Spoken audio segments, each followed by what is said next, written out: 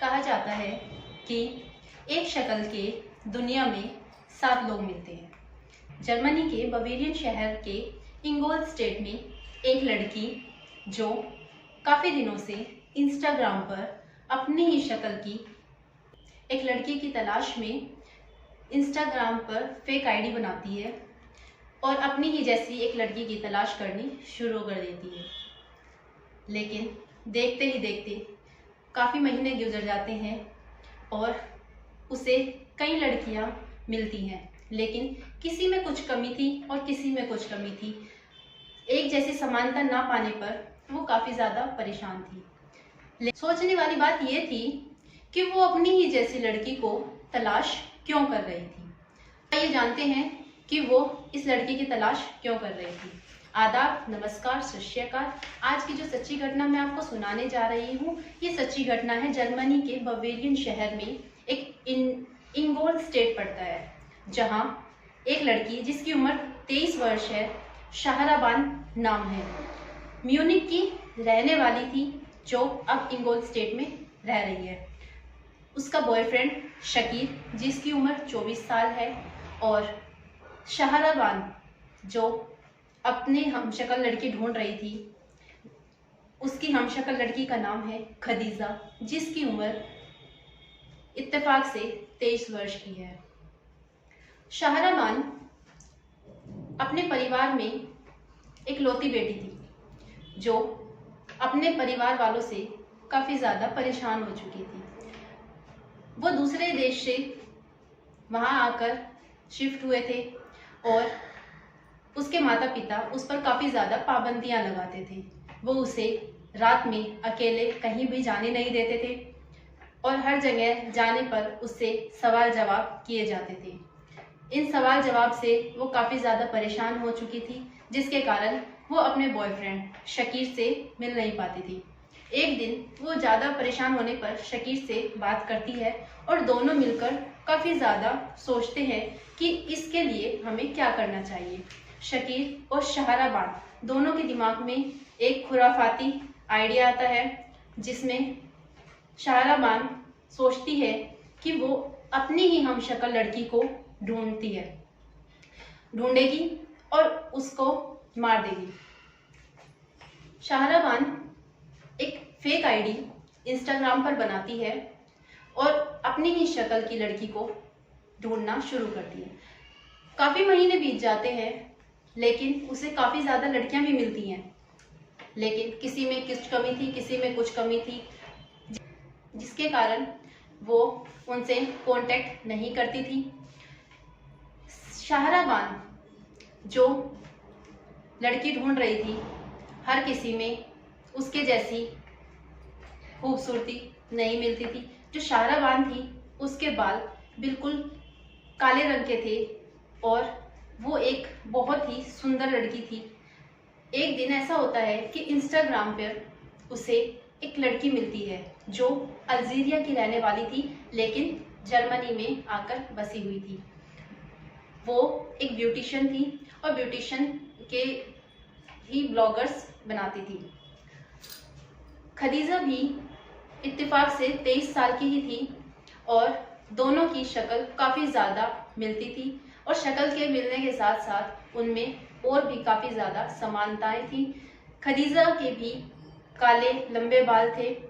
खदीजा जिसकी शादी हो चुकी थी और शादी होने के बाद उसका तलाक हो चुका था। तलाक होने के बाद खदीजा की दूसरी शादी कर दी जाती है और वो अपने पति के साथ में काफ़ी ज़्यादा खुश थी।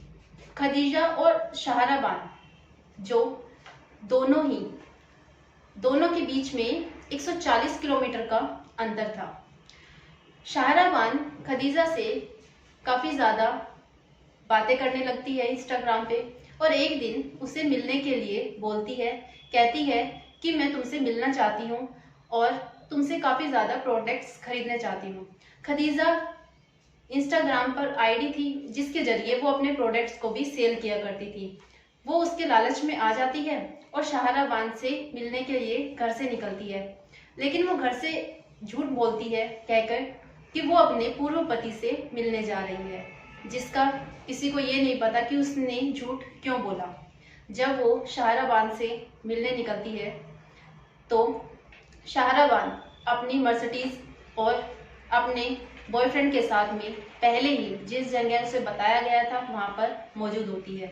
जब खदीजा वहां पर पहुंचती है तो एक दूसरे से बात करते हैं। अचानक से शाहराबान उस पर चाकू से वार कर देती है और वार करने के बाद उसे अपनी मर्सिडीज में डालकर उसके ऊपर इतने ज़्यादा वार किए जाते हैं, लगातार चाकुओं से उसके चेहरे को बुरी तरीके से घायल कर दिया जाता है।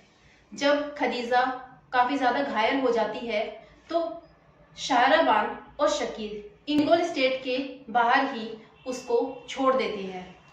लेकिन इंगोल स्टेट के पास जब वो छोड़ के उसे चले जाते हैं, थोड़ी देर बाद उस कार पर एक आदमी की निगाह पड़ती है और वो पुलिस को खबर करता है। जब पुलिस मौके पर पहुंचती है तब तक खदीजा की सांसें चल रही होती है। जैसे ही वो उसे अस्पताल लेकर जाते हैं तब तक उसकी सांसें थम जाती है।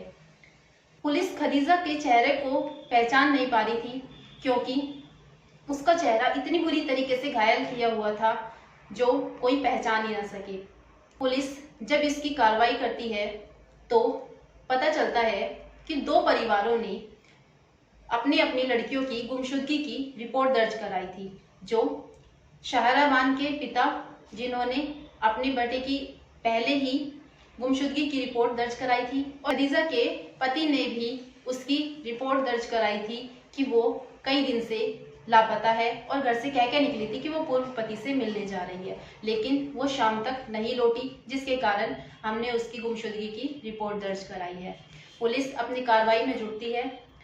जैसे कि शाहराबान उसके माता पिता से जब पुलिस बात करती है तो शाहराबान के जो पिता है वो शिनाख्त में बताते हैं कि ये उनकी बेटी है, क्योंकि उन दोनों में तो काफ़ी समानताएं थी जिसे माँ बाप भी नहीं पहचान पाए। क्योंकि शाहराबान ने एक चाल खेली थी, उसने खदीजा को मारने के बाद अपने कपड़े खदीजा को पहना दिए थे और जितनी भी चीज़ें खदीजा की थी वो उसके शरीर से उतार ली थी ताकि कोई भी उसकी पहचान ना कर पाए।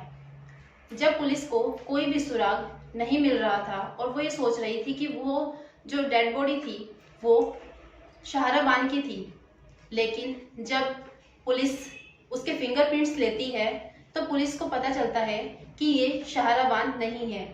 लेकिन शाहराबान नहीं है। पुलिस शाहराबान के पिता को दोबारा से बुलाती है और दोबारा से डीएनए टेस्ट की रिपोर्ट को करने के लिए बोलती है। शाहराबान के पिता का ब्लड सैंपल लिया जाता है और उसका डीएनए टेस्ट के लिए भेज दिया जाता है। चौंकाने वाली चीज़ ये थी कि शाहराबान और उसके पिता दोनों का डीएनए टेस्ट मिला ही नहीं, क्योंकि वो जो डेड बॉडी थी वो शाहराबान की थी ही नहीं। इस पर पुलिस काफ़ी ज़्यादा परेशान होती है और अपनी तहकीकात को पूरी सख्ती के साथ शुरू करती है। जब वो दूसरा जो परिवार था जिसने अपनी बेटी की गुमशुदगी की रिपोर्ट दर्ज कराई थी उससे बात करती है, जब वो देखती है कि जो उसके पति ने फोटो दिखाई है तब तक पुलिस के पास शाहराबान की भी फोटो आ चुकी थी। दोनों की फोटो काफ़ी ज़्यादा मिलती जुलती थी, जिसके बाद पुलिस का शक और गहरा होता है और वो शाहराबान के इंस्टाग्राम को और उसके बाकी सोशल मीडिया प्लेटफॉर्म को कंगालती है। उसमें पता चलता है कि शाहराबान जनवरी से ही अपनी जैसी हमशक्ल लड़की की तलाश कर रही थी। उसमें बहुत सारी लड़कियां थी जिसको उसने मैसेज किए हुए थे। जब पुलिस उसके इंस्टाग्राम से ये जानकारी लेती है तो फिर सारी सोशल साइट को कंगाला जाता है और पुलिस के सामने आता है कि खदीजा से उसने काफ़ी सारी बातचीत की हुई थी। फिर सोचने वाली ये चीज़ थी कि खदीजा तो मर गई, शाहराबान जिंदा है, लेकिन वो है कहाँ। जब उसका फ़ोन सर्विलांस पर लगाते हैं तो के ही इलाके में उसके फ़ोन की लोकेशन मिलती है।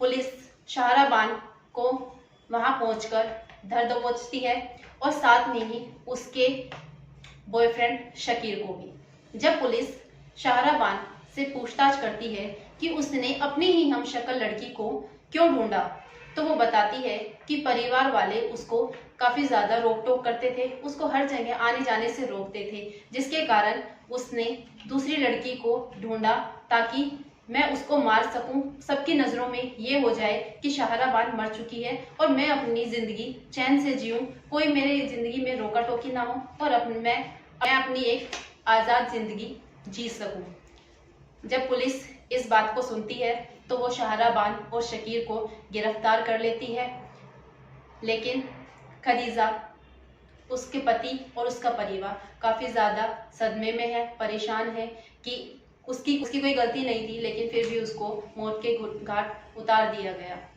अपराधी कितना भी शातिर हो, लेकिन कोई ना कोई सुराग छोड़ ही देता है। दोस्तों, इस पूरे घटनाक्रम को सुनाने का उद्देश्य आपको परेशान करना नहीं है, आपको दुखी करना नहीं है, बल्कि आप लोगों को सचेत करना है, जागरूक करना है। आप जहां भी रहे सुरक्षित रहे, सचेत रहे। जय हिंद, जय भारत।